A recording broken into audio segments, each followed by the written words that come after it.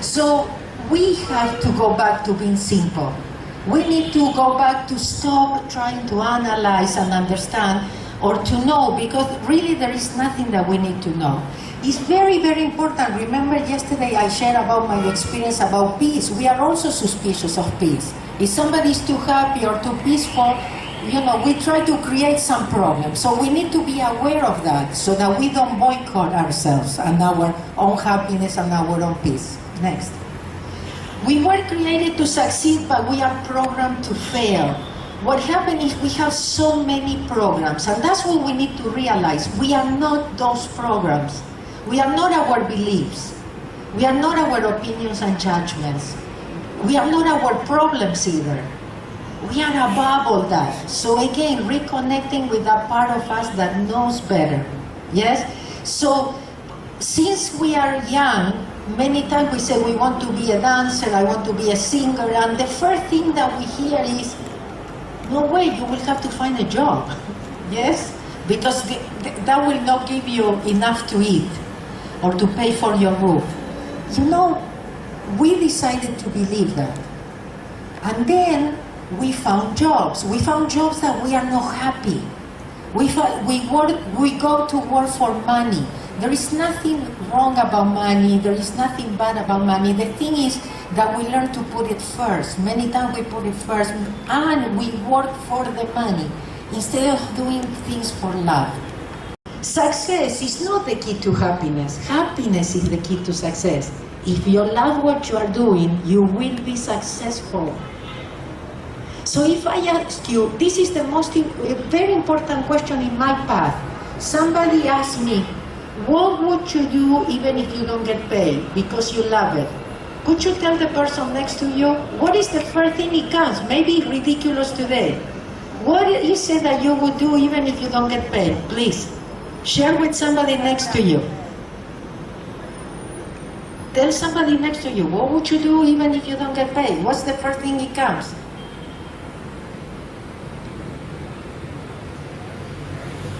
What would you do even if you don't get paid? Go for it. Like kids. We have to go back to be kids again.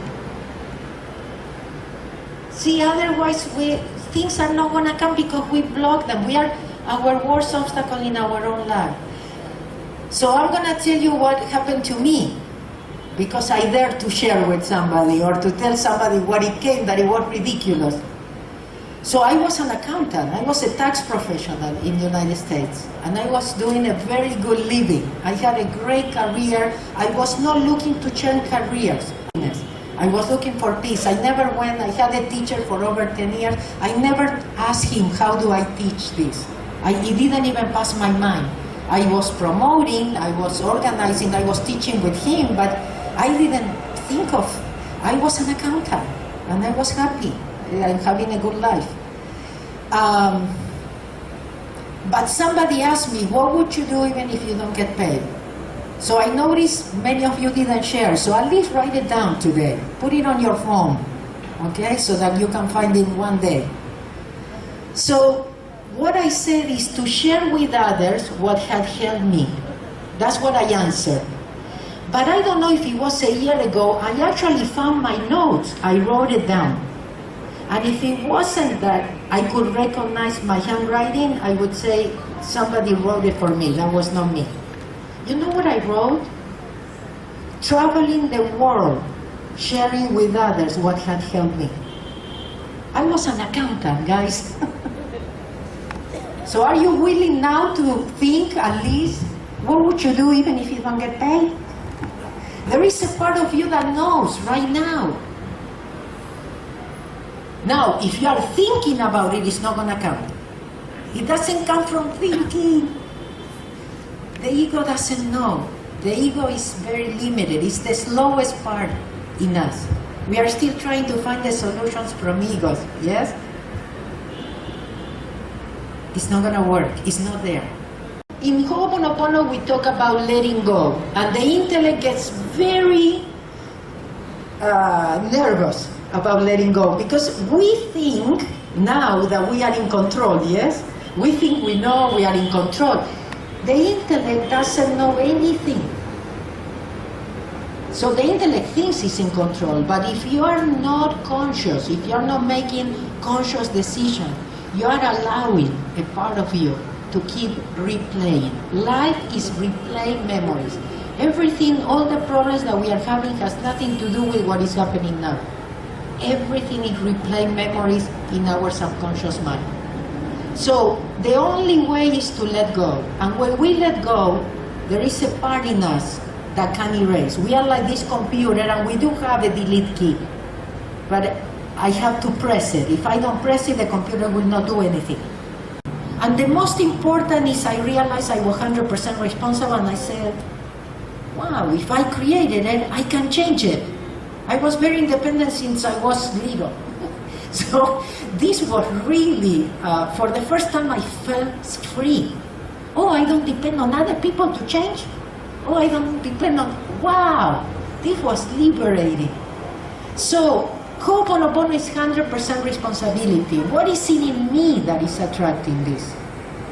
That will set you free. It's no guilt. Please do not confuse it with guilt. This is a good feeling. Yeah? Guilt will not make you feel good. So this is, what is it in me that created? And that's a way of letting go. That's a way of giving permission to a part of you to erase. It says the benefits of giving hugs. Reduce the stress and anxiety. Reduce the arterial pressure. Benefits the immune system. Generates cardiovascular benefits. Rejuvenates your body. Relax your muscles. It generates trust and security. Increases our self-esteem. When we hug, we feel ourselves loved.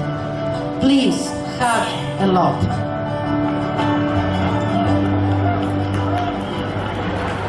Can we go back to the presentation? So, I'm going to ask you to get out of your comfort zone. Because actually hugs is the best vitamins that we can take. So I will ask you to get out of your comfort zone and at least hug 3 people. Especially if it would be even better if you hug people that you don't know. Okay? Go and do it, because we are all family. We are all cousins. You know, we are talking about the same things, but we are not listening to each other, so we don't know. Or sometimes we call it different names and we think we are talking about the same thing. So please get up. I'm sorry I'm doing this to you, but I assure you that it's good for you.